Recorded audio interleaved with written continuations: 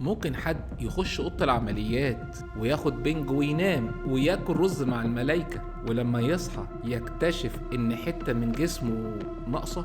ممكن حد يدخل اوضه العمليات عشان اجراء طبي هيتعمل، يخرج يلاقي اجراء تاني هو اللي اتعمل. تعالوا نشوف مع بعض الحكايه وانتوا اللي هتحكموا. انا عمري ما هنسى اليوم اللي دخل فيه الدكتور اوضه العمليات. كان ماسك ورق في ايده ووشه ما فيهوش اي تعبير، ما قالويش غير هنحاول نوقف النزيف، بس لو حصل حاجه هنضطر ناخد قرار سريع. ما فهمتش ساعتها يعني ايه قرار سريع، بس لما فوقت فهمت. صحيت وانا ناقصه من غير رحم، ببص على نفسي في المرايه ومش قادره اصدق ان ده جسمي اللي كان بيتحمل الم الولاده بقى فاضي، اللي كان فيه حياه بقى فيه جرح. الناس كلها بتقولي الحمد لله انك عايشه، بس انا كنت بحس اني ميته. كل يوم اصحى على كوابيس، كنت بكرهه، كنت بدعي عليه كل ليله اقول له حرمتني من نفسي من امومتي. ما بقتش عايزه جوزي يقرب لي، بقيت بحس اني اتقطعت حته حته. كل ما اشوف بنت حامل بحس بالغيره، كل ما اشوف واحده بتضحك وسط ولادها دموعي تنزل من غير ما احس. كنت اقول لنفسي هو ليه ما استناش، ليه ما حاولش؟ اكيد كان في حل تاني، اكيد هو استعجل، اكيد هو السبب.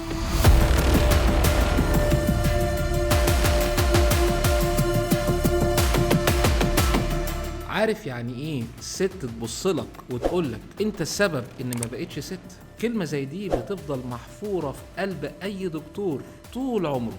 بس الحقيقة ان اغلب الناس ما بتعرفش ان في لحظة معينة القرار ساعتها بيتحول من مجرد علاج لإنقاذ حياة.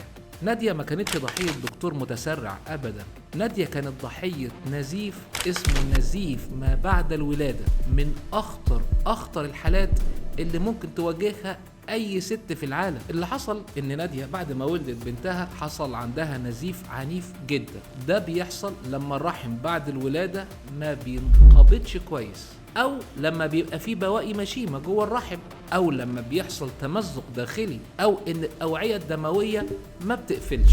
في الدقايق دي المريضة ممكن تفقد لتر دم أو أكتر. كل دقيقة بتفرق بين حياة وموت. الدكتور بيكون قدامه اختيار ما بين اتنين، يا إما يحاول يوقف النزيف بأدوية بقى عن طريق الوريد عشان تشتغل بسرعة، أو بالخياطة يعني غرز جراحية عشان يسيطر على الأماكن اللي فيها النزيف، أو البالون اللي بيتحط جوه الرحم وبيتنفخ عشان يضغط على الشعرات الدموية اللي مفتوحة في الجدار بتاع الرحم ويقفلها مرة واحدة، لأن ساعتها الشعيرات اللي بتنزف دي بتكون كتير، والغرز الجراحية عشان تقفلها هتاخد وقت طويل عشان تسيطر على النزيف ده. ساعتها بيكون القرار الطبي الصح هو البالونة اللي هتخرج بيها المريضة من أوضة العمليات وتتشال بعد فترة حسب توصية الطبيب المعالج.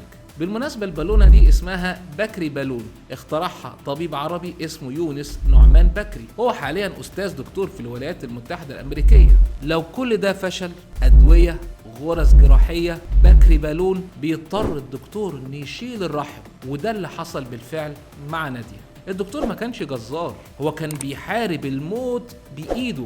وهنا تيجي الأسئلة مهمة جدا.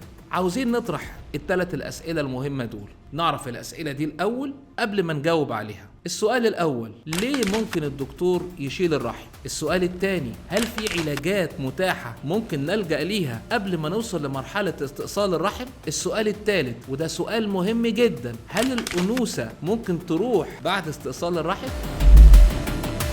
بص، في أمراض الرحم بيبقى فيها زي بيت مولع، والدكتور بيحاول يطفي الحريق قبل النار ما توصل وتأثر على باقي الجسم. من الأسباب اللي ممكن توصلنا لكده، 1 النزيف الحاد بعد الولادة زي حالة نادية وده أخطرهم.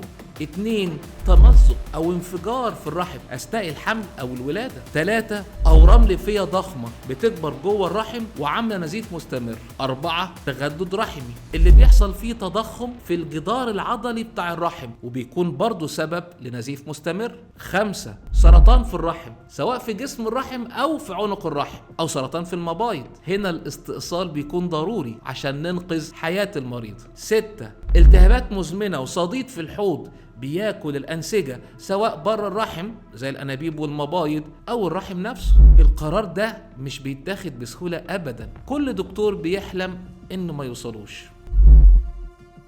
طبعا في محاولات، واخر حاجه بنلجأ لها هي ان احنا نشيل الرحم. لو الورم الليفي صغير والعدد مش كتير نقدر نشيل الورم بالمنظار او بالجراحه، او بنعمل ضمور في الورم عن طريق حاجه اسمها الاشعه التداخليه. لو النزيف سببه لخبطه في الهرمونات وخصوصا في الفتره اللي بتسبق سن انقطاع الدوره، بنحاول بأدوية هرمونية آمنة أو لولب هرموني. لو أكياس المبايض حميدة بنشيل الكيس ونسيب المبيض والرحم سلام. لكن لما النزيف يهدد حياة الست ساعتها مفيش رفاهية الاختيار، الدكتور ما بيختارش، هو بيتصرف.